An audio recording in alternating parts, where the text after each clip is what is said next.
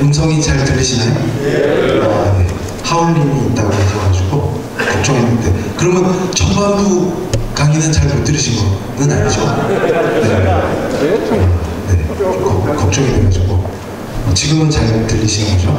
네. 안심하고 말씀드리겠습니다. 이제 두 번째 시간은 정치인데요. 빨리 끝내드릴게요. 특별한 요청이 있으셔가지고. 네. 그래서 자, 저는 사실 이제 이 종교개혁을 굉장히 중시합니다.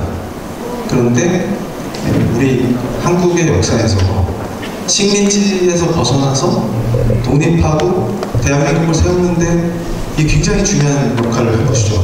그래서 사실은 이 새로운 문명의 기초를 예수교로 해야 한다. 이게 이제 당시에 우리 민족의 선각자들의 생각이었는데, 1909년에 제임스 게일 선교사님이 쓴 책이 있어요.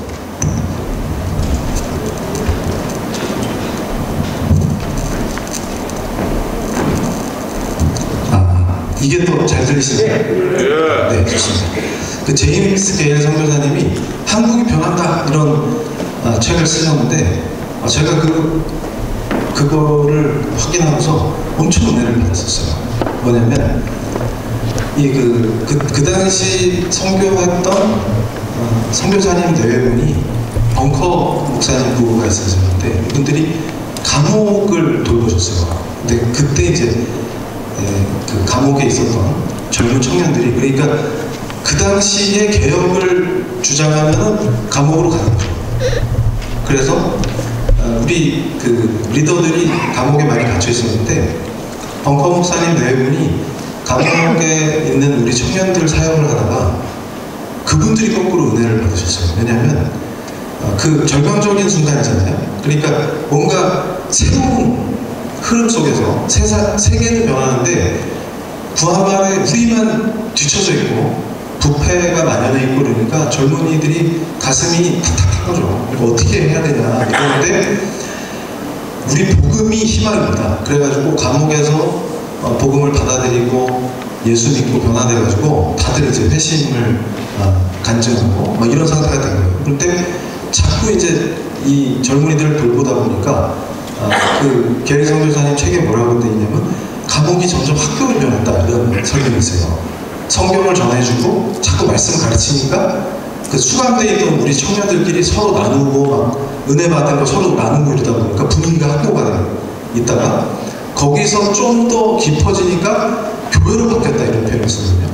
그런데 하나님 은혜로 거기 수감됐던 우리 똑똑한 우리 한국 청년들이 나중에 다 살아서 풀려나가지고 장로님들처럼 변신해가고 전국에 교회를 짓고 교회를 세우고 그러면서 이런 나라가 됐다는 거예요. 그래서 예수교로 새로운 문명의 기초를 삼자는 게, 교회 속에는 경장하는 힘이 있다 이런 표현을 쓰는데, 경장이 유교에서 개혁의 의미죠. 그러니까 이 우리 개혁신앙은 진짜 엄청나게 파워풀하다는 겁니다. 그래서 지금 이 사진에 나오는 토크빌이 프랑스 귀족 출신인데요. 프랑스 혁명하고 영국의 그 정치개혁하고를 제가 잘 비교합니다. 그래가지고 복음주의 신학자 존 스토트도 뭘 강조하시냐면, 존 웨슬리의 사역이 없었으면 영국도 프랑스처럼 피바다가 됐을 거다 이런 얘기를 역사학자들 인용해가지고 많이 하는데, 저는 그게 복음의 힘이 엄청나다고 생각을 합니다. 그러니까 지금 이 시대에도 우리가 계급혁명 타령하고 사회주의 혁명에서 좋은 나라 만들자, 교회에서도 그런 걸 판치는데, 저는 뭘 얘기하냐면 복음이 힘인데 무슨 소리냐. 그러니까 제가 이제 프랑크푸르트 집회할 때도 거기서 이제 목사님을 만나갖고 집회 후에 엄청 좋은 시간을 많이 나눴는데, 그때 이제 그 목사님께서 제가 독일에서 유행했던 이제 기독교 사회주의 관련해갖고 강의 중에 이제 그걸 좀 설명했더니, 목사님이 되게 반가워하시면서 그거 전공하려고 독일에 유학 오셨다가 독일 교수님이 통일된 뒤에 독일에서는 그거 아무도 연구 안 한다고, 박사 논문 주제를 바꾸라고 하셔갖고 결국은 학위를 못 받으셨다고 저한테 얘기하시면서 오히려 그게 더 좋았다 그러면서 그때 완전히 신앙을 재정립하셨대요. 그리고 목회를 하셨는데 엄청 은혜롭게 지금 독일에서 사역을 잘하고 계신데 제가 오히려 그 목사님 간증을 들으면서 굉장히 은혜를 받았습니다. 그런데 우리 복음은 우리 기독교의 역사는 진짜 경장하는, 개혁하는 힘이 있는 거죠. 그래서 이 토크빌이 프랑스 귀족 출신이어가지고 자기 친척들이 혁명의 와중에 엄청 희생을 많이 당했어요.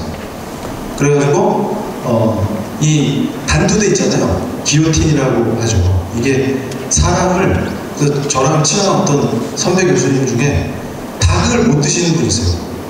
치킨을 전혀 못 드시죠. 그래서 왜 그러세요? 그랬더니 어릴 때 초등학교 때 막 이렇게 아파트 단지에 예전에 트럭에 이렇게 닭을 싣고 와갖고 현장에서 잡아주는 그런 게 있었대요.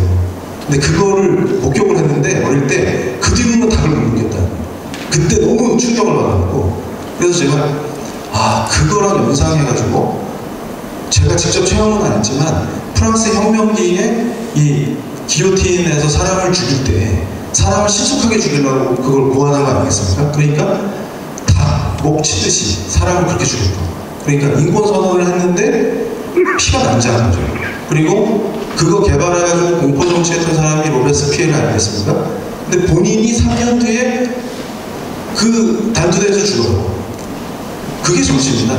그런데 영국은 왜 정치개혁을 하면서도 프랑스만큼 피를 덜 흘려냐, 이게 저는 이제 연구하면서 이게 우리 종교개혁의 위대한 역사다. 영국도 청교도 혁명도 하고 피를 흘렸지만 프랑스에 비하면 조족지연이죠.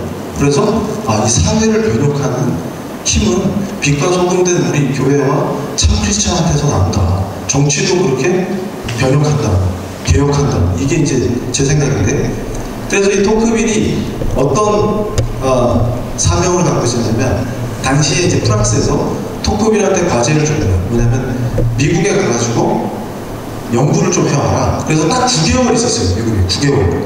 미국에 가서 처음에 이제 미국의 감옥이나 그 법무 행정 같은 거를 좀 조사해라 이러고 갔는데, 토크빌의 궁금증은 뭐가 있었냐면 19세기에 와도 프랑스는 혁명을 하고 피가 남자하고 난리가 났는데도 지방자치도 잘 안 되고 민주주의가 제대로 뿌리를 못 내렸는데 신흥국가인 미국은 왜 지금 잘 되냐, 이게 이제 프랑스의 지식인들이 궁금한 거죠. 그러니까 토크빌 네가 가서 연구를 좀 해와라. 그래서 미국에 가서 9개월을 연구를 합니다. 그런데 이 토크빌이 그래서 그때 쓴 책이 9개월 동안 미국을 연구하고 쓴 책이 미국의 민주주의라는 책인데 지금까지 스테디셀러예요. 그러니까 미국 민주주의에 대해서 배울 때 프랑스 학자가 쓴 책을 읽게 되는 거죠. 그래서 저도 대학에서 이제 그 학생들한테 이거 맨날 과제로 내주고 읽게 만듭니다. 왜 그러냐면 우리도 지금 성숙하고 깊이 있는 민주주의를 해야 될 때가 된 거죠, 이제 우리도. 그래서 지금까지 우리가 대한민국이 빠른 속도로 산업화도 이루고 민주화도 이루었는데 보면 뭔가 2% 부족한 것 같은 느낌? 이걸 어떻게 해결하냐? 그럴 때 저는 이제 이 문제를 봅니다. 그래서 미국의 민주주의에서 토크빌이 강조한 게 크리스찬인 저한테는, 그리고 개혁주의를 표방하는 저의 신앙 생활 속에서 이게 완전 은혜의 도가니탕을 만든 거죠. 왜 그러냐면 토크빌이 와보니까 미국은 군 단위, 지역의 시골의 카운티 단위도 자치가 되는 거예요. 그리고 토크빌이 제일 신기했던 게 뭐냐면 배심원들이 재판을 하는데 동료 시민들이 배심원이 되는 거잖아요. 그거 무슨 그거 한다고 돈을 법니까? 근데 이 사람들이 동료 시민이 공정한 재판을 받아야 된다라는 강력한 시민의식을 가지고 자기 일을 하듯이 너무 열심히 해요. 그걸 보고 토크빌이 충격을 받아요. 프랑스에서는 지금 법까지 매매하고 미쳐 돌아가고 정치 양아치들이 판치고 그래가지고 이 정치를 어떻게 개혁해야 되냐 이러고 있는데, 아니 신생국인 미국에서는 이게 돌아간다. 이게 놀라웠던 겁니다. 그래서 그걸 추적하다가 이 미국 민주주의 이 챕터 속에 뭐가 나오냐면 신앙의 문제를 건드려요. 그러니까 프랑스 정치와 미국 정치의 당시 가장 큰 차이가 뭐냐 그랬더니 신앙이다 이렇게 터치를 합니다. 그러면서 미국의 지역사회가 갖고 있는 기독교 문화를 굉장히 밀도 있게 언급해요. 그래서 저도 이제 감동을 받는데 데이비드 웰스 박사 그 신학자가 신학의 실종, 윤리 실종 시리즈 있잖아요. 실종 시리즈 그거 언급하면서도 매사추세츠주의 19세기의 작은 미국의 마을 그걸 자꾸 언급하거든요. 우리가 미국 교회가 그때로 돌아가야 된다 이런 얘기를 데이비드 웰스 박사도 자주 하시는데 제가 이제 웰스 박사 주장에 다 동의하진 않지만 일부 동의하는 게 뭐냐면 실제 그런 시대가 있었다. 그러니까 과거가 좋았어요 하는 거에 찬동한다는 뜻이 아니라 도대체 어땠길래 그러냐라고 할 때 토크빌이 밝히고 있는 것도 그 마을의 중심에 교회가 있어요. 그리고 그 시민들이 전부 그 교회를 출석하면서 교회에서 선포되는 말씀대로 살려고 노력하는 그 구조가 있습니다. 그래서 토크빌이 생각해낸 게 그렇게 자유를 갈망했는데 자유는 품격 있는 도덕성이 없는 곳에서는 향유가 불가능하구나 이걸 깨달은 거예요. 그래서 토크빌이 강조한 게 자유를 누리는 시민들은 자격이 있다 이렇게 표현합니다. 그러니까 자격 있는 사람만 자유를 누릴 수 있구나 이걸 깨닫게 돼요. 그래서 제가 좋아하는 문구를 얘기하죠. 자유는 도덕성 없이 세워질 수 없다. 그리고 그 도덕성은 참신앙이 없으면 세워질 수가 없구나 이렇게 얘기해요. 그러니까 그 탁월한 도덕성의 원천이 어디냐 했더니 참신앙이 있었대요.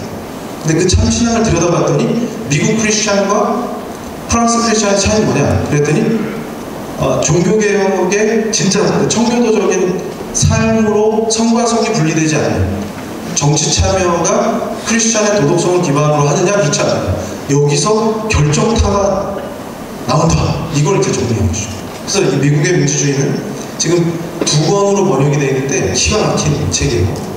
그래서 제가 정치 얘기할 때 항상 이 얘기를 합니다. 그리고 우리 기독교인들이 특히 한국의 기독교인들이 잘 모르는 것 중에 하나가 제가 좋아하는 이 독일의 유명한 법학자 옐리네크 박사가 뭘 얘기하냐면 저는 이게 진짜 나중에 회심하고 회심 전에도 옐리네크 주장을 읽을 때는 이제 빈정거리면서 봤는데 회심하고 다시 볼 때 그렇게 은혜가 돼가지고 칼빈과 그를 따르는 개혁주의 신학인들이 자유와 인권의 어머니라는 표현을 써요. 그래서 메르켈한테 무티라고 그러죠. 엄마 리더십이다. 근데 무터야. 엄마야. 그러니까 왜 엄마냐 그랬더니 이 교회와 참신앙의 품 안에서 자유와 인권이 자라났다. 이걸 설명합니다. 그래서 옐리네크 박사가 강조하는 게 뭐냐면 여러분 우리가 지금 누리고 있는 헌법에 보장된 자유권들이죠. 이거의 원조가 어디냐면 자 우리 개혁 신앙인들은 뭐가 제일 중요하냐면 종교의 자유입니다. 그러니까 개혁된 대로 제발 좀 놔두라고. 우리가 개혁하게 좀 놔두면 안 되겠니 이거죠.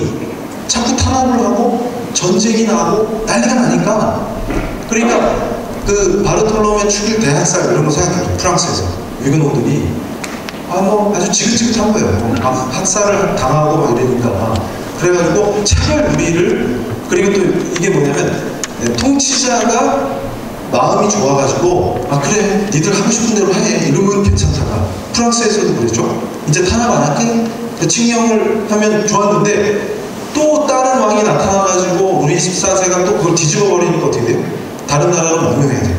이걸 반복하니까 우리 개혁신앙인들은 어떻게 생각했냐면 아예 헌법으로 이걸 못 박아가지고 통치자가 헌법에 그러니까 이게 뭐냐면 under the constitution이죠.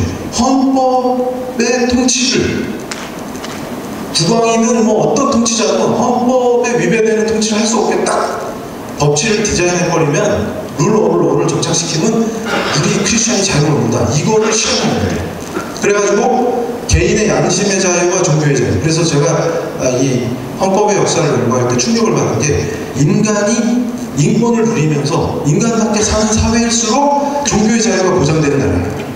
그리고 인간이 진짜 파리처럼 죽어나가고 학살당하고 이런 나라고 인권이 없는 나라는 권리 중에 뭐부터 뺐냐면 종교의 자유부터 뺐습니다. 북한 생각해보세요. 북한. 그러니까 아무리 중국이 GDP가 높아져도 이 완전한 종교의 자유가 없는 한 삼류국가죠. 이것이 왜 중요하냐 할 때, 이 원리가 기가 막힌 우리 기독교의 역사에서 등장합니다. 그러니까 무슨 얘기냐면, 이 헌법이 보장하는 기본권의 역사가 우리 종교개혁의 역사와 맥을 같이 합니다. 그래가지고, 자, 양심의 자유, 종교의 자유, 이거 중요하죠? 개인의 양심대로 신앙할 자유를 보장해줘야 돼요.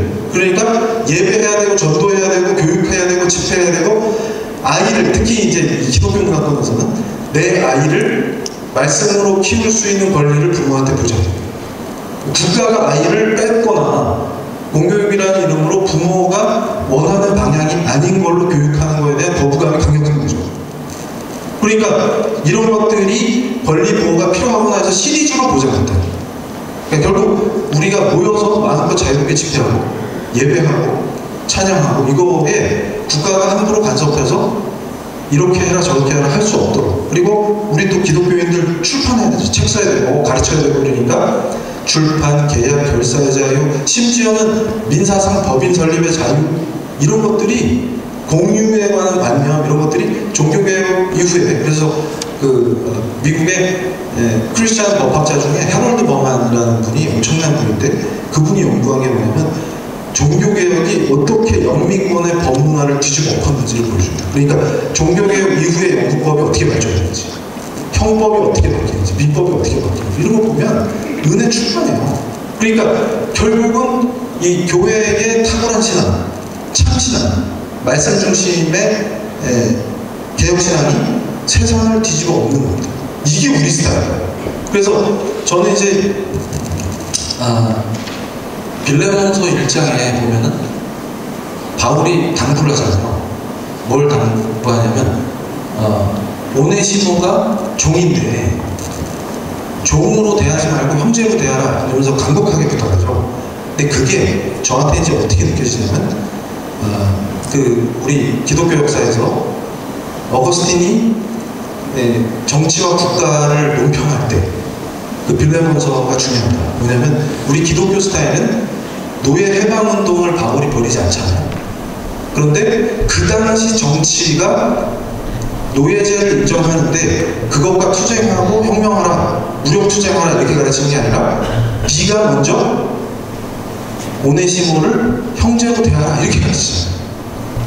이 원리가 일부 정치학자들은 독일의 정치 사상으로 유명한 고트프리드 페퍼라는 분이 있는데, 튜빙겐 대학에, 이분은 우리 기독교를 엄청 비판하면서 어거스틴 이래로 이 서방 기독교, 특히 이제 종교개혁 이후에 칼빈 이후에 칼빈을 따르는 사람들이 이런 식으로 사회 정의나 혁명에 대해서 무관심해가지고 정치가 기독교 문화가 강화된 곳에서는 정치가 영 꽝이다 이런 식의 논평을 해요. 근데 저는 반대로 어떻게 생각하냐면, 하나님 나라가 완전한 우리의 이상으로 영원한 하나님 나라를 바라지만 현실 속에서 현실 정부가 하나님 나라가 아니라는 현실적 인식에서부터 우리의 정치 참여가 시작되기 때문에 오히려 종교개혁의 역사가 법과 정치를 인간이 살만한 아름다운 것으로 바꿀 수 있다는 주장을 제가 합니다. 조금 복잡하죠. 그런데 깊이 생각하실 필요 없이 우리 장로님들께서 이걸 보셔야 돼요. 제가 이제 부지하게 좋아하는 게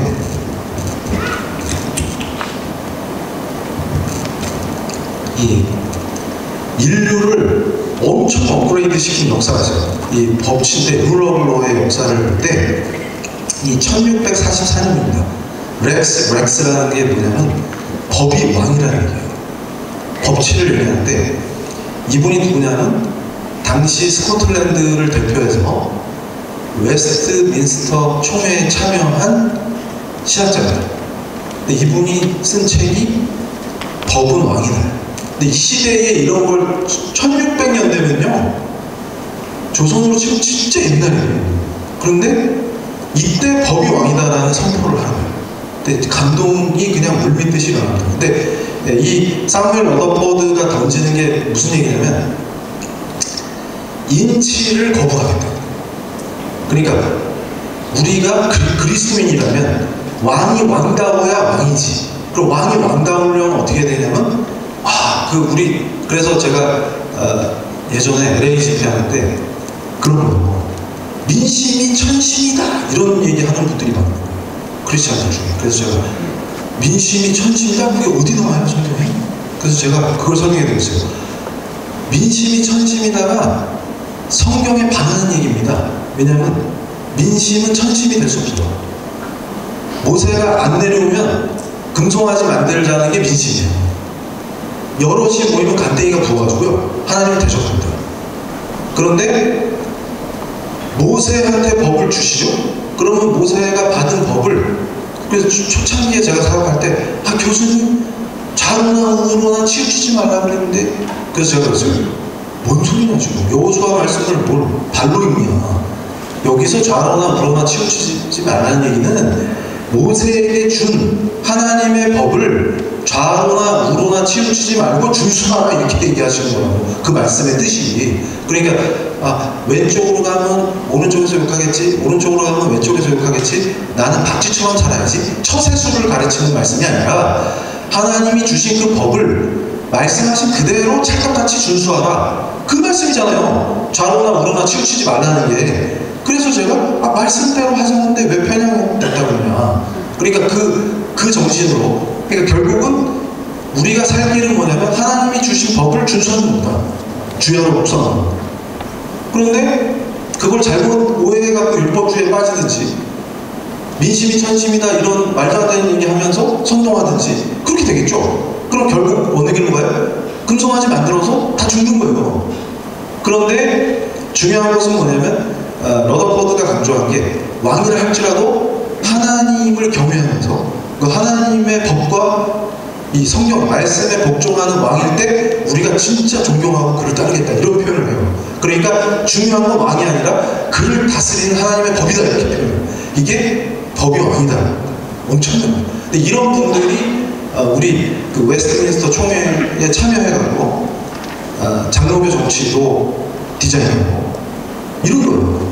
그러면서 이 전통에서 장로교 목사님 중에 프린스턴에서 제자들을 길렀던 존 위더스푼 목사님이 미국에서, 그러니까 지금 미국도 독립선언서에 사인한 분들이, 리더들이 전부 독실한 크리스찬이 아니고 대부분 이신론, 디이즘이라고 그러죠. 그게 뭐냐면 이성적으로 창조주는 인정을 하는데, 창조주가, 그러니까 차이가 뭐냐면 우리 신앙하고 제가 강조하는 칼빈이 강조하셨던 절대주권과 하나님의 섭리, 통치, 이거에 관심이 없어요. 이 사람들은 불교 스타일로 창조주는 있는데, 불교는 창조주를 인정 안 하지만 어쨌든 창조주는 인정하겠는데 그 창조주가 세상을 창조해 놓은 대로 법칙대로 돌아가는 거야. 그냥 이런 분들이에요. 그리고 그런 거는 이성적으로 다 합리적으로 우리가 설명할 수가 있어요. 이런 분들이란 말이죠. 근데 그런 분들이 많았어요, 미국의 정치 리더들 중에는. 그런데 왜 위더스푼 목사님 같이 신실한 크리스찬 리더가 그들과 함께 독립선언서에 사인을 했냐? 그 원리가 중요합니다. 뭐냐면 자유에 동의하기 때문에. 그러니까 지금 제가 강의 시작하면서 크리스찬의 정치의식이 성경적이지 않다 이렇게 던졌죠.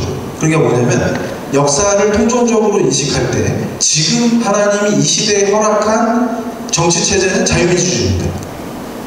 그럴 때 리더가 독실하냐 안 하냐가 중요한 게 아니고, 제가 말씀드린 것처럼 이 크리스찬의 정치 참여와 종교개혁 이후의 정치 발전은 하나님의 섭리로 우리에게 자유를 권리로 보장하는 시스템과 체제를 만들도록 허락하십니다. 그러니까 무슨 얘기냐면 이 자유권을 존중하고 대한민국 헌법에도 종교의 자유가 명시되죠. 그리고 국교 부인의 원칙, 그러니까 국가와 교회를 분리시키는, 이게 아주 탁월해요. 그러니까 저는 이걸 논평할 때 뭘 얘기하냐면 마태복음 22장 21절, 가이사의 것은 가이사에게, 하나님의 것은 하나님에게, 그거를 현실 정치 모델로 만들어낸 사람들이 미국 헌법을 디자인하는 데 찬성한 존 위더스푼 같은 분들이라고 생각합니다. 그러니까 무슨 얘기냐면 국교를 만들면 반드시 어떤 문제가 발생하냐면,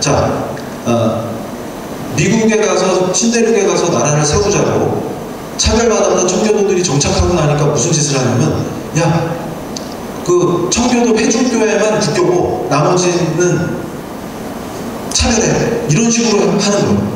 그러다가 반성하고 완전한 종교의 자유를 위해서는 국교를 설립한다든지 국가 권력이 교회에 간섭하면 안 되겠구나, 이걸 인지하게요. 그럼 어떻게 합니까? 교회는 교회마다 완전한 자유를 누리고, 반대로 크리스찬들이나 교회도 국교로 삼아주세요, 이런 주장 안 하는 겁니다. 근데 이걸 이 시대에 잘못 알아가지고 교회에 오면 정치 얘기 안 하는 게 종교 분리죠. 그게 아니라 토크빌이 얘기한 것처럼 무엇이 이 시대의 반길이냐. 그러니까 보세요. 미국도 지금 주로 법적으로 정치적으로 논쟁하는 게 나태, 합법화, LGBT, 동성애 문제, 이런 거예요. 그러니까 무슨 얘기냐면, 선진국이 될수록 정치 논쟁과 법적 논쟁이 도덕적인 논쟁으로 바뀝니다. 먹고 사는 문제가 아니라 주로. 그러면 어떻게 돼요? 우리가 무엇이 도덕인가에 대한 기준과 이런 것들을 교회가 제시할 수 있어요. 근데 이런 거는 정교분리 위반이야, 이런 식으로 생각해요. 그래서 충격을 받았어요. 그러면 교회가 존재할 이유가 없죠. 그러니까 교회가 세상에 존재하는 것은 빛과 소금이 되는 그 헤게몬이라고 표현하죠. 도덕적, 지적 타겟성, 그리고 도덕적, 지적, 우리가 리더로서 세상 속에서 선한 영향력을 끼치는, 우리를 보고 안 믿는 사람도 하나님께 우리 착한 행실, 우리의 선한 영향력을 보고 하나님의 영광을 돌리는 그런 삶을 살아야 되는 거예요. 그런데 그걸 정교분리 위반이라고 생각하는 거예요. 그리고 반대로 진짜 해야 되는 거예요. 그러니까 아까도 제가 그랬잖아요. 기독교적 가치를 실현하는 대통령을 선출하게 해주세요. 제가 그 목사님한테 그랬다니까요. 그러면 목사님은 뭘 하시려고요? 그렇게 여쭤봤어요. 아니, 대통령이 기독교적 가치를 실천하면 목사님은 뭐 하실 건데? 그러니까 목사님하고 저하고 부르신 영역에 가서 기독교적 가치를 실천하고, 그걸 하는 걸 못하게 막는, 자유를 침해하지 못하도록 헌법을 수호하고 기본권을 보장하는 체제를 유지하는 대통령을 우리가 뽑는 거예요. 그 사람 개인이 독실하든 말든 그게 중요한 게 아니라, 우리가 뭘 하느냐가 중요해요. 거기에 첨가돼서 그가 독실하기까지 하면 더 좋죠. 근데 그건 옵셔널을 하는 문제지 필요 조건이 아니다는 말이에요. 그러니까 우리가 뭘 위해서 기도하냐도 지금 시대가 자유민주주의와 종교적 자유를 보장하는 그 체제를 하나님이 허락하셨다라는 그 정치의식도 없는 거예요. 그러니까 오히려 미국의 건국 과정을 볼 때, 자, 스코틀랜드에서 참신한 스코틀랜드 개혁주의를 앞장서서 하던 사무엘 러더포드가 뭘 주장합니까? 법이 왕이라는 강력한 메시지를 던지고, 이후에 신앙인들이 이걸 계속 발전시켜요. 그래서 그 뜻을 품고 미국에 와서 프린스턴 대학에서 제자들을 키웠던 존 위더스폰 목사님이 제자로 키운 사람이 제임스 매디슨입니다. 이분이 미국 헌법을 기초한 법률가죠. 그러니까 이걸 우연이라고 보지 않는다가 제 주장입니다. 이런 역사를 우리 교회의 역사가 갖고 있어요. 그러니까 제임스 매디슨을 비롯해서 심지어는 음모론자들이 맨날 얘기하는 제퍼슨도 뭘 얘기해요? 자유를 강조합니다. 완전한 종교의 자유. 그러니까 국가가 함부로 교회에 와갖고 감나라 배나라 못하는. 그래서 제가 그때 CTS에서 생방송 긴급 대담 했었잖아요. 그래가지고 뭘 밝혔습니까? 그러니까 방역할 수 있는데, 교회에서도 혼란했던 게 뭐냐면, 방역하는 거를 제가 종교의 자유를 강조했더니 방역이 기본권 침해다. 그렇지 않아요. 법률에 근거해서 기본권은 제한될 수 있습니다. 방역 조치 자체가 위헌인 게 아니라 그걸 남용하면 위헌이 돼요. 오버하지 말라는 얘기예요. 그러니까 예를 들어서 기본권은 제한되지만 본질을 침해할 수 없습니다. 그러니까 예를 들어서 찬양해라 하지 마라, 이런 거 정부가 얘기하면 안 돼요. 그게 위헌이에요. 그래서 경기도에서도 제가 강력히 주장하고 그 내용을 경기도에 얘기하니까 뒤로 물러섰죠. 한참 서슬 시퍼랬을 때. 그리고 또 제가 뭐 주장했어요? 경찰관을 대동하지 마라. 교회는 잠재적 범죄 집단이 아니다, 이렇게 얘기했죠. 왜 그러냐면 경찰관 집행법상 경찰관이 대동하는 거는 심각하게 범죄 가능성이 있거든요. 그러니까 실제로 원산지 속여서 팔고 이런 거 단속할 때도 담당 공무원이 가고 탈세 단속할 때도 담당 공무원이 가지 경찰관이 같이 안 갑니다. 근데 교회에 올 때 왜 경찰관이 같이 옵니까? 그런 게 문제라는 거예요. 근데 그런 의식이 우리한테 있어야 돼요. 그런데 그런 것들, 종교의 자유를 보장하는, 그러면 우리가 원하는 위정자는 어떤 위정자냐면 그가 개인적으로 독실하냐 안 하냐도 부수적인 관점에서 독실하면 더 좋죠. 안 한 것보다. 근데 대부분의 정치인들이 표 때문에 교회 등록하지 진짜 독실한 사람 몇 대예요. 솔직하게.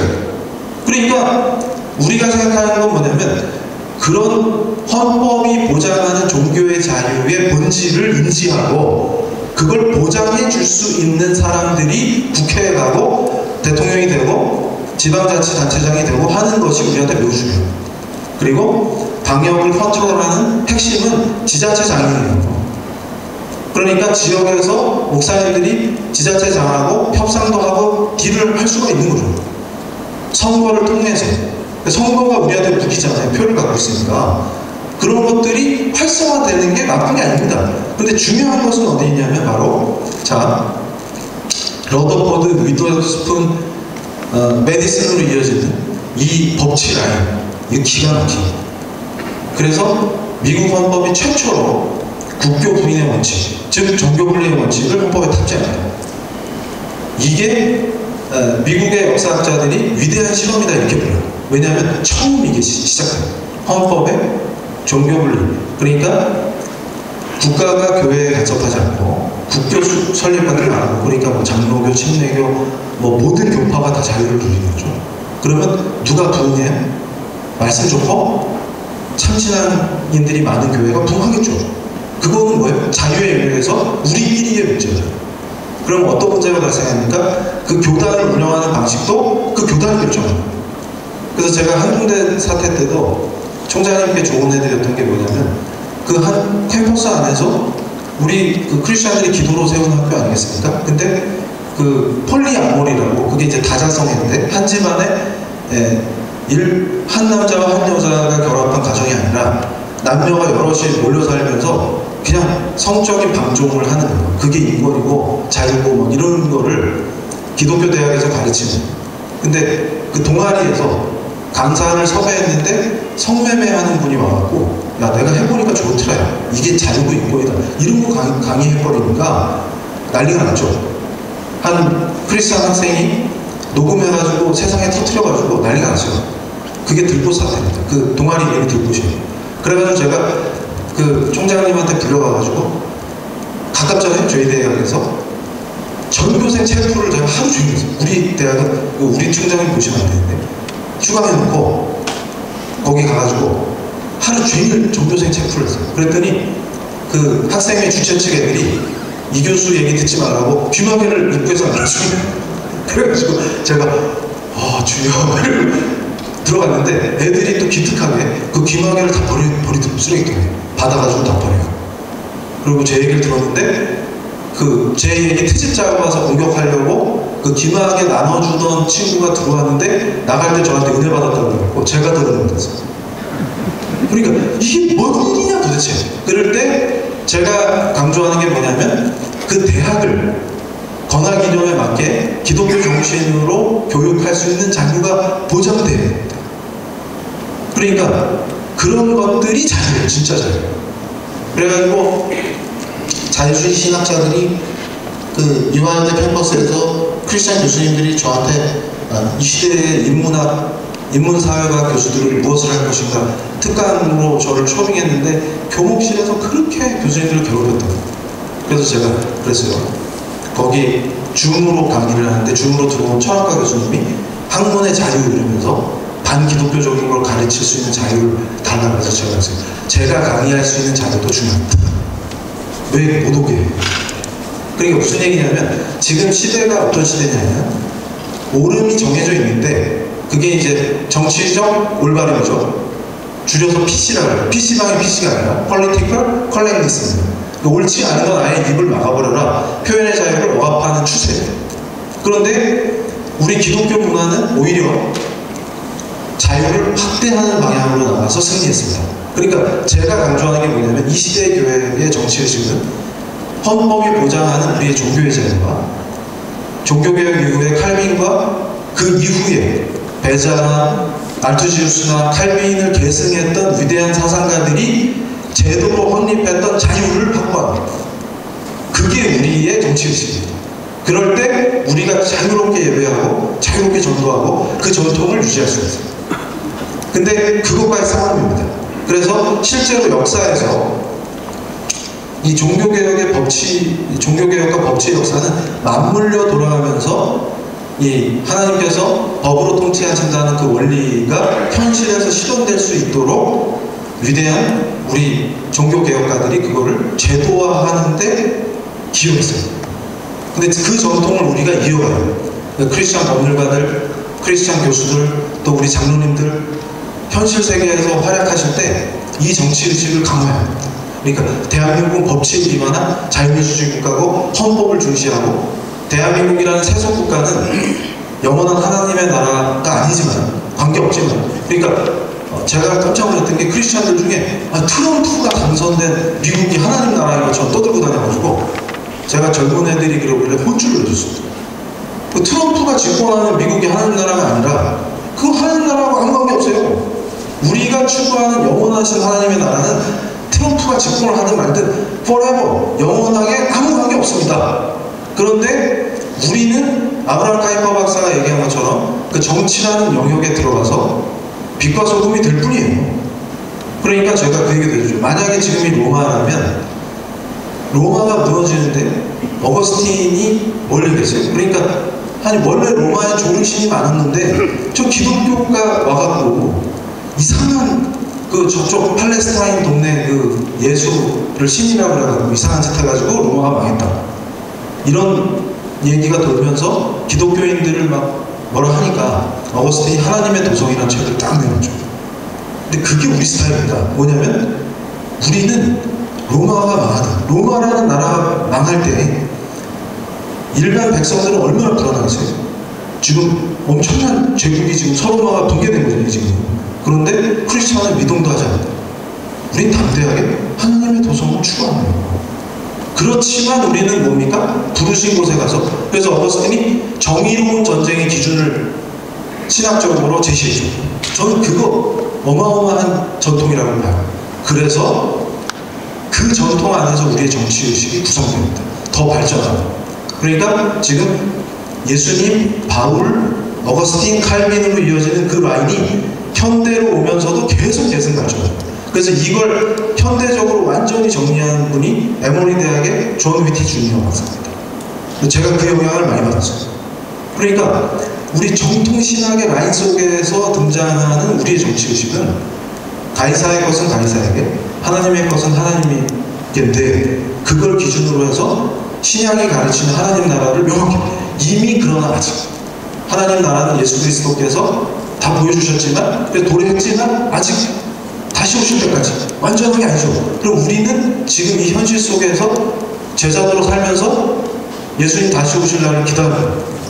그 관념. 그러니까 결국은 제자도를 실현하는 우리의 정치 참여가 안 믿는 사람까지 복을 받게 하는 위대한 정치 전통과 법치의 기본을 세워요. 기강이 살아있고 법치가 실현되는 국가가 어떻게 가능하냐.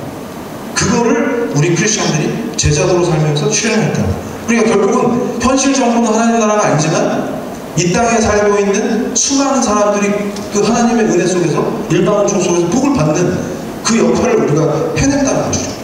근데 왜 이 시대에 우리가 혼란하고 이상하냐? 그럼 우리가 그 역할을 못하는 이유가 어디 있냐면 지금 성경이 가르치는 진짜 정치의식을 놓쳤잖아요. 그래서 제가 그 미주를 투어하면서 우리 교포들이 엄청 은혜 받았던 게 이겁니다. 그러니까 지금 성경과 분리될 수가 없어요. 이 정치가.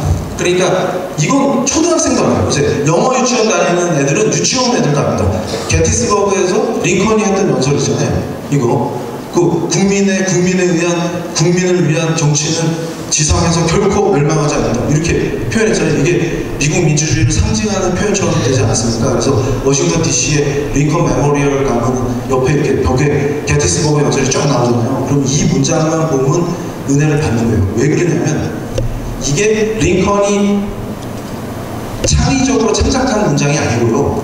이게 어디 나온 거냐면 1300년대를 살았던 영국의 원조 종교개혁가 존 위클리프가 한 얘기입니다.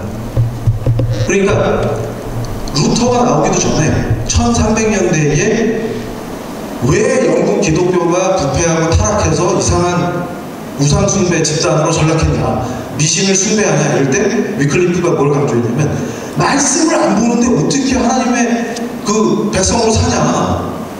아니 사제들도 지들이 라틴어로 된 성경을 독점하면서도 지들도 제대로 성경 연구도 안 하고 이러니까 교회가 망하는 거 아니냐. 이래가지고 위클리프가 뭘 주장했냐면 모국어인 영어로 성경을 읽어야 돼.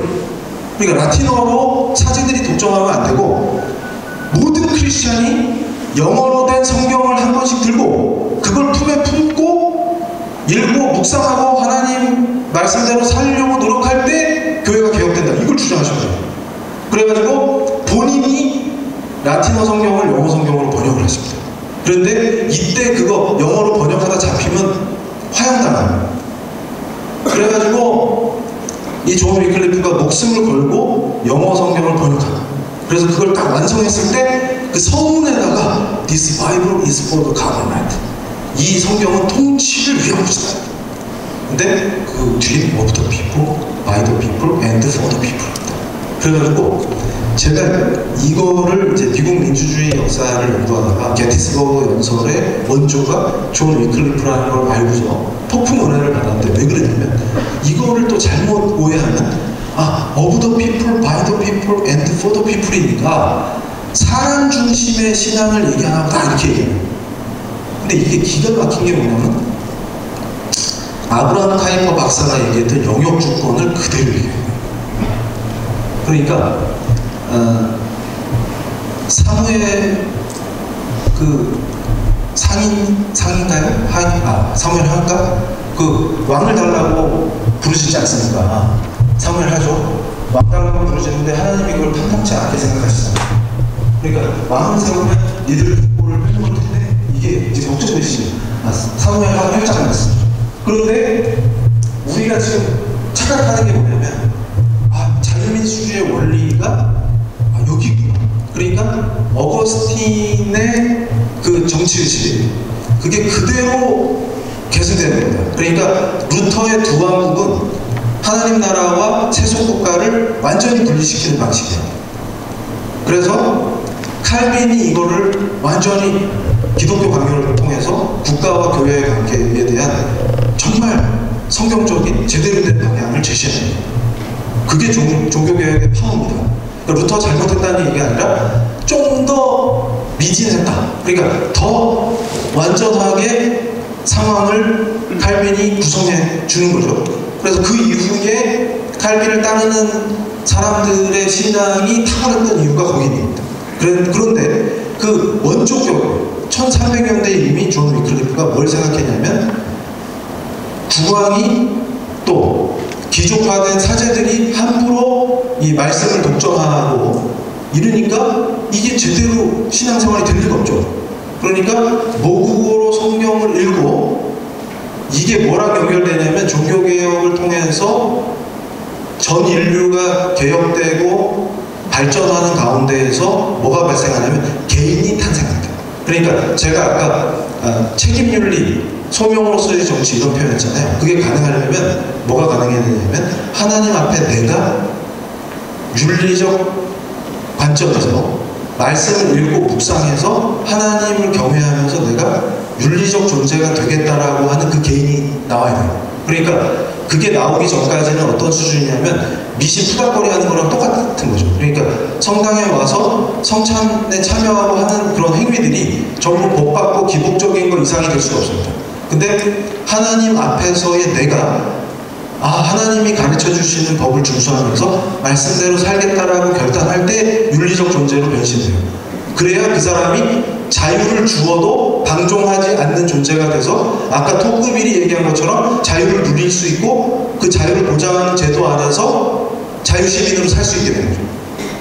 그러니까 왕이 없어도 내가 나를 부르신 곳에 들어가서 소명으로서 자기 직업생활을 하고 정치에도 참여하고 주민 자치에도 참여하고 배심원도 되고 할 수 있는 존재가 되려면 반드시 개인이 자기 모국어로 된 성경을 소지하고 그걸 틈나는 대로 읽고 묵상하고 기도하고 내 삶에 적용하고 하는 게 가능할 때 가능해진다는 겁니다. 그 원리를 존 위클리프가 선포한 거예요. 그래서 of the people, by the people, and for the people이라는 것은 인간 중심의 신앙을 말한 게 아니라 하나님의 통치를 인정하는 그 성경을 개인이 소장하고 읽고 묵상하는 그걸 표현하는 거예요.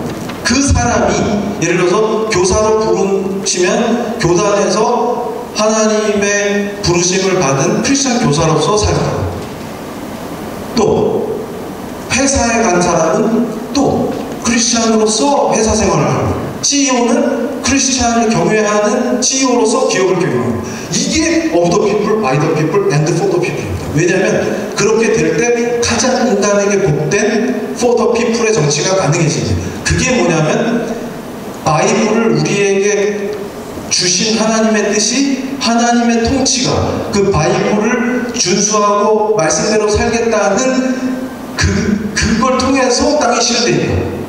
그래서 This Bible is for the government입니다.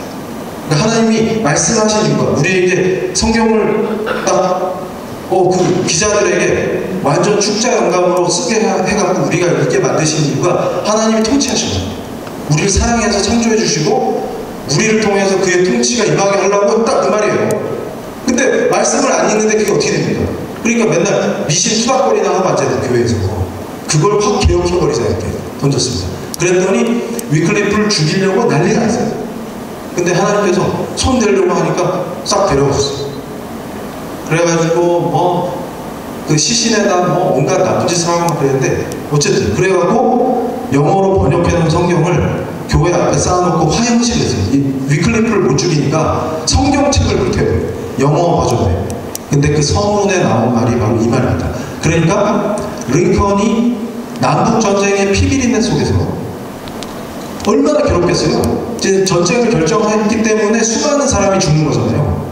그러나 그 고독한 리더의 결정 이후에 게티스버그에서 연설하러 갈 때 기도하고 고뇌하면서 도대체, 그러니까 미국의 정체성을 표현하는 대통령은 초대 대통령 조지 워싱턴이 아니고 링컨이라고 생각하고 존경받는 이유가 어디 있습니까? 미국이라는 나라의 정체성을 보여준 대통령이기 때문에 그렇죠.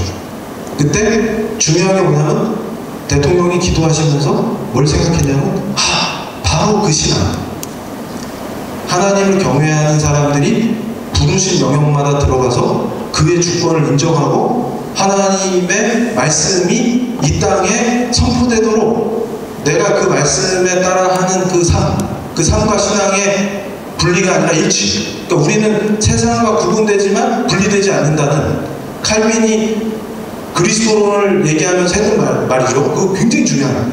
그러니까 그리스도의 그 위격 안에는 인성과 신성이 연합해 있지만 뒤섞이지 않습니다. 그러니까 무슨 얘기냐면 구분되지만 분리되지 않는다는 그 마인드를 현실에서 실현해버린 거예요. 근데 그 정치의식을 어떻게 표현할까 고민하다가 위클리프 영어판 성경의 서문에 나오는 이 말을 갖다 쓴 겁니다. 그러면서 거기다 뭘 더 첨언했냐면 그런 정치는 하나님의 은혜로 지상에서 소멸되지 않는다, 멸망하지 않는다, 이렇게 표현합니다. 은혜가 충만이죠. 그러면 저는 이 시대에 묻는 거예요. 지금 현재 우리나라 정치가 발전하고 멸망하지 않는 위대한 정치를 이루려면 어떻게 됩니까? 이 정치를 실현해요. 우리가 부르신 곳에서 바로 그 국민의 위안인데, 이건 그 정치를 구성하는 우리들이죠. 우리가 그 민주적 시민의식을 가지고 부르신 곳에 들어가서 영역 주권을 실천해요.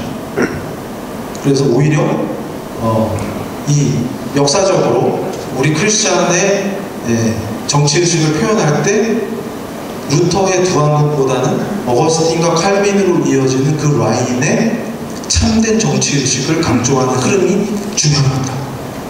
근데 그걸 표현할 때 제가 존 윈클리프를 인용한 링컨의 연설이 기가 막힌 역사다 이렇게 말씀드린 거죠. 그러니까 지금 우리가 가져야 될 정치의식이 바로 이겁니다.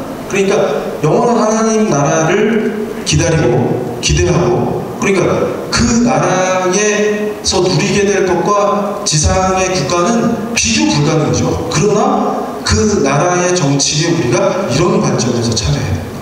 그러면 왕의 압제도 필요 없고 왕이 필요 없는 이 피플이 자치가 가능한, 근데 자치의 기준이 뭐겠습니까? 하나님 말씀이 되는 위대한 국가가 만들어져요. 그렇게 시작됐죠. 그런데 미국도 지금 이런 정치의식이 희미해지면서 크리스찬들 사이에서 대혼란과 정신 나간 여러 가지 현상들이 막 나오는데, 우리는 그럼 어떻게 개혁해야 되냐? 이거를 찾아내야 됩니다. 그래서 정리를 하면은, 제가 그래서 강조하는 게 뭐냐면, 크리스찬이 지지해야 될 정치의식의 넘버원이 뭐냐면 공화제가 정착돼요. 이게 뭐냐면 미국을 건국했던 리더들, 특히 이제 존 위더스푼이나 제임스 메디슨이나 이런 리더들이 탁월하고 독실했던 우리 크리스찬들이 강조했던 체제가 공화제입니다. 공화제가 뭐야? 그래서 제가 예전에도 우리 학생들 중에 막 그런 애들 있어요. 교수님, 왜 교수님은 젊은 법철학자가 강의만 맨날 하고 책만 쓰고 그럽니까? 이러면서 거리에 나가서 함께 하셔야 됩니다. 그래가지고 제가 되게 힘들어요. 그래가지고 왼쪽에 있는 사람들은 또 제가 비판 안 한다고 난리를 치고, 오른쪽에 있는 사람들은 광화문에 안 나온다고 난리를 치고, 그래가지고 날 좀 내버려두면 안 되겠니? 모발이 없어서 추운 데 나가면 감기 걸리고 이러면서 제가 피하고 그랬는데, 그거는 제가 뭐라고 설명했냐면 당신들이 외치는 가치가 뭐냐, 지금 광장에서 외치고 싶은 게 뭐냐, 이렇게 묻는 거예요. 그러니까 우리가 기독교적 가치를 던지지 못하면 광장에 보인 게 민폐가 됩니다. 그걸 말하는 거예요. 근데 그게 이해가 안 돼요. 그러니까 어떤 상황에서 우리가 뭘 얘기하냐라고 할 때 반드시 우리 신앙의 선배님들이 하셨던 것처럼 이 사회에 우리가 지적인 도덕적인 그 지침이나 기준이나 근거를 던져야 됩니다. 링컨처럼. 그걸 얘기해요. 그래서 그게 가능하려면, 자, 오늘 우리 장로님들 늦은 시간까지 참 먼 데서 오셔가지고 고생이신데, 공화국이 뭐냐 이러면 맨날 시위하는 학생들이 몰라요. 대답을 못해요. 그래가지고 저한테 대한민국은 자유민주공화국입니다. 민주공화국입니다. 교수님 수업 시간에 말씀하지 않았습니까? 그래서 제가 공화국이 뭐냐? 반문을 하면 그건 잘 모르겠습니다. 그래서 제가 야, 쓸데없는 짓 하지 마. 수업이나 빠지지 마. 제가 그렇게 얘기해요. 지금 북한은 오히려 입만 열면 공화국에서 이러는데, 한국 사람 중에 공화국이 뭔지 알아? 그러면 대답하는 사람 거의 없어요. 근데 입버릇처럼 우리 민주공화국이 헌법에 나와 이런다고. 근데 체크 앤 밸런스가 무지하게 중요합니다. 그러니까 이게 지금 이제 그 헌법을 디자인할 때 미국을 건국했던 그 리더들이 뭘 생각했냐면, 공화주의의 핵심이 뭐냐 그러면 내용이 너무 많고 복잡하니까 우리 장로님들께서 그것만 기억하시거든요. 비지배의 원리, 난 더미네이션. 이게 무슨 말이냐면, 이게 기가 막힌 말이에요. 뭐냐면 이게 무지하게 창세기에서 출발합니다. 무슨 얘기냐면, 인권의 출발이 어디 있습니다. 근대 인권의 그 신학적인 배경이 좀 설명이 안 돼요. 그러니까 최근에 어떤 무신론 학자가, 무신론자 교수가 그 이상한 방송에 나와가지고 농담 따먹기처럼 얘기하는데, 제가 저 사람 그래도 정신이 제대로 박혔네 이렇게 생각했어요. 뭐냐면 종교를 너무 적대시하지 마 이러면서, 아니 사람을 신의 형상대로 만들었다는 그 개념이 인권 엄청 발전시켰어 이렇게 생각합니다. 그게 정확한 얘기입니다. 무슨 얘기냐면 인권의 근거를 찾을 수가 없죠. 근데 근대적 인권의 출현이, 하나님 앞에 우리가 왜 동등하게 취급을 받아야 됩니까? 그게 모든 인간이 하나님의 피조물로 그의 형상대로 만들어졌다는 그의 형상으로 창조해 주셨다. 그러니까 미국 독립선언서에도 equally created라는 문장이 명확히 나오죠. 그런데 그거를 번역할 때 이 유물론자들이 평등하게 창조되었다라고 번역을 절대 안 해요. 근데 원문이 created입니다. 창조되었다. 우리는 아주 하나님 앞에서 모든 존재가 다 귀하게 그의 형상대로 창조된 겁니다. 거기서 근대 인권의 정신이 출발해요. 그걸 제대로 실현해보자는 거죠. 그러려면 어떻게 되냐면 이 공화주의가 추구하는 비지배의 원리라는 게 인격적으로 내가 누군가의 인격을 지배할 수 없다는 뜻이에요. 그러니까 군이 작전을 해도 계급은 명확하죠. 중대장이 명령하면 중대원이 복종해야 됩니다. 그런데 중요한 거는 각자의 군인으로서의 역할을 수행하고 상명하복 관계이지 중대장이 상병의 인격을 지배할 수 없다는 관념이죠. 군대에서조차. 그러니까 우리가 이걸 착각하는 거예요. 그래서 한국에서 자유민주주의와 관련해서 혼란에 빠지는 이유가 권위와 권력을 구분을 못합니다. 예를 들어서 중국식 공산혁명에서는 문화혁명할 때 뭐라는 거예요? 권위를 파괴하죠. 선생님의 권위. 그러니까 제가 그거를 항상 뭐에 비유하냐면 수술실에서는 집도하시는 교수님이 절대 권위가 있어야 돼요. 안 그러면 환자가 죽습니다.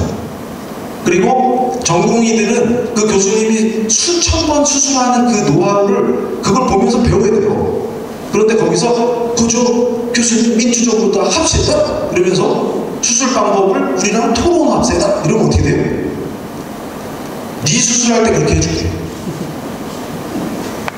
그건 민주주의가 아닙니다. 죽자는 얘기지.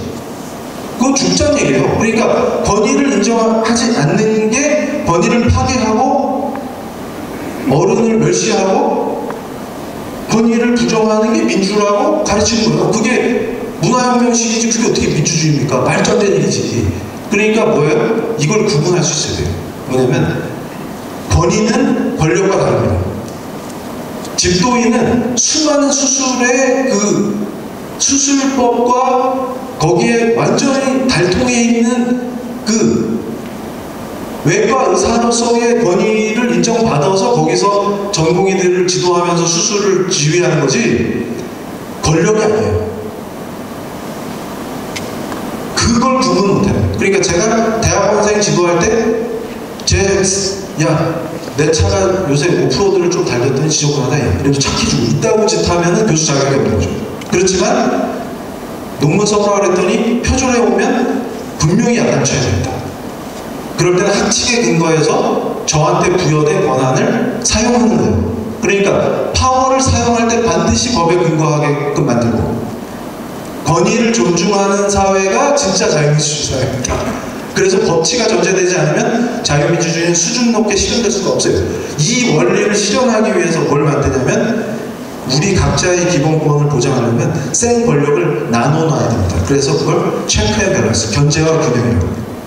그래서 지금 제가 이 그림처럼 입법, 사법, 행정이 상호 견제하는 디자인을 구성하고 그걸 추진하는 이유가 뭐냐면 비지배의 원리를 실현하는 거예요. 이래야 누가 누구를 지배하는 구조가 나오지 않습니다. 그러니까 법이 작동해서 권한을 가진 사람이 법에 근거해서 합법적으로 권력 행사하는 것은 인격을 지배하는 문제와 전혀 다른 문제예요. 근데 우리는 반대로 생각해갖고 이 하급자나 자기의 지도를 받는 대상을 인격적으로 지배하려 듭니다. 그러면서 권위를 인정하지 않고 이런 미친 혼란 속에서 엉망진창이 되어가는 거죠. 그걸 민주라고 잘못 가르치고 그걸 유행시키고 심지어 교회 안에서까지 그런 짓들을 벌입니다. 근데 우리는 어떻게 해야 돼? 정당한 권위를 인정하고 그게 하나님 스타일이에요. 하나님이 세우신 자의 모세의 권위, 다윗의 권위 이걸 인정하는 게 매우 중요합니다. 그런데 지금 시대는 구약시대가 아니죠. 그럼 그 권위는 어떻게 부여됩니까? 할 때 우리가 성경이 가르치는 대로 사회 속에서 권위를 인정하고 원로를 존중하고 하지만 그 존중받고 권위를 인정받는 사람이 누군가를 인격적으로 지배한다는 의미가 아니죠. 그게 인격을 하나님이 나와 동등하게 창조해준 사랑스러운 하나님의 자녀로 아주 인격적으로 대하고, 그 구조가 우리한테는 당연하죠. 그러니까 공화제의 원리가 마키아벨리도 떠들었지만 실제 실현될 때는 기독교 문화가 강한 나라에서만 성공한 겁니다. 그게 가능해요. 그래서 공화제의 원리는 군주정에서 장점이 군주가 움직이면 행정이 효율적으로 집행되죠. 그래서 대통령. 그 다음에 귀족정의 요소가, 우리는 귀족정 그러면 때려 부시고 제거해야 될 거로 생각하지만 책임을 진다라고 하는 관점에서, 그러니까 서구 사회에서 전통이 재산을 가지고 있고 학식이 있는 존재가 책임을 가지고 정치에 참여한다는 의식이 강하기 때문에 귀족종은 무조건 때리고 부시고 해갖고 제거해야 될 대상이 아니라 그 전통을 살려내서 상원을 구성하고, 민의를 반영하는 민회를 모델로 해서 하원을 구성해서 또 사법부를 독립시키고, 이 국가의 기관들이 상호 체크 앤 밸런스를 이루게끔 해서 공화제를 완성합니다. 그래서 제가 비유를 들 때 민주주의가 물고기면 공화제는 물이다. 물이 없으면 물고기가 못 살죠. 권력의 견제와 균형이 없으면 그게 가능하려면 법치가 전제됩니다. 그래서 북한은 왜 공화국이 아닐까요? 김정은이 지가 헌법이 있어요. 북한에도. 그 위에서 군림하니까 김정은의 말이 곧 법이 되지 않습니까? 그러니까 결단코 공화국이라고 불릴 수가 없어요. 왜냐하면 김정은을 견제할 수 있는 권력이 뭐가 있죠? 없어요. 그러니까 대통령도 탄핵될 수 있는 게 공화제의 특징입니다. 그리고 의회가 통과시킨 법률도 헌법재판소가 위헌 결정을 하면 무효가 되는 거예요. 그런 시스템을 만들어 놓고 그 안에서 누구도 지배받지 않는다. 그러니까 비지배라는 것은 법 없이 무법 천지가 돼갖고 방종하면서 깽판 친다는 뜻이 아니라 인격적인 지배를 거부하는 겁니다. 각자가 다 소중한 인격과 인권의 주체가 되는 거죠. 그 제도를 체계화한 것이 현대적 공화주의와 자유민주주의 국가입니다. 그러려면 반드시 우리 기독교의 전통이 만들어낸 뭐가 있어야 된다고요? 법치가 전제돼야 되는 거죠. 그러니까 토크빌의 말처럼 탁월한 크리스천과 성경적 정치의식을 가진 성숙한 크리스천들이 결국 자유민주주의도 성숙시킨다가 제 주장입니다. 그런데 왜 우리가 빠른 속도로 발전했지만 성숙한 민주주의가 미흡하냐 했을 때 저는 그 역할이 우리 크리스천들의 역할이고 교회의 역할이라고 생각합니다. 그러니까 이런 전통과 역사, 성경적 세계관에 기반한 무엇이 크리스천다운 정치의식이고 정치 참여냐, 이렇게 하면, 그러니까 결론적으로 말씀드리면 지난 대선 때도 우리가 보였던 추태는 좌냐 우냐의 문제가 아니라, 아니 자유주의 신학한다고 해서 무속에 관대할 뿐만 아니라 예수님의 유일성을 부정하는 사람들이 모여가지고 무속 타령하면서 반대 성명 내고, 또 그들과 싸운다는 사람들은 광장에 맨날 모여가지고 자기들만의 리그를 벌이고, 그러면서 선거 때마다 교인들 입속에서 누가 당선된대 하면서 예언이 파치면서 무속은 또 비판해요. 그럼 누가 당선된다 정치는 무속에는 왜 욕합니까? 그거 부끄럽지 않아요? 무엇이 그리스도인다운 정치의식인가에 대한, 그리고 국가와 교회 관계, 정치와 교회 관계에 대한 신학적인 합리적이고 깊이 있는 논의조차도 제대로 없는 이 비참한 현실을 우리가 성경적 세계관을 통해서 우리 기독교의 역사가 어떻게 탁월하게 빛과 소금의 역할을 하면서 세상 사람들에게 희망이 되어줬고 또 살만한 나라로 발전하는 데 기여했는가 하는 것들을 우리의 한국교회사의 역사 속에서도 절망적인 순간에 가장 탁월하게 독립과 건국을 위해서 헌신했던 분들이 크리스천들이죠. 그 역사와 전통을 우리가 회복한다는 의미는 순수하게 말씀대로 살려고 했던 우리 신앙의 선배님들의 그 삶과 신앙, 그러니까 결국 말씀 중심의 신앙의 본질로 돌아가는 개혁, 이게 바로 개혁의 시대다, 이렇게 제가 이 시대를 진단하는 이유입니다. 감사합니다. 기도하시겠습니다.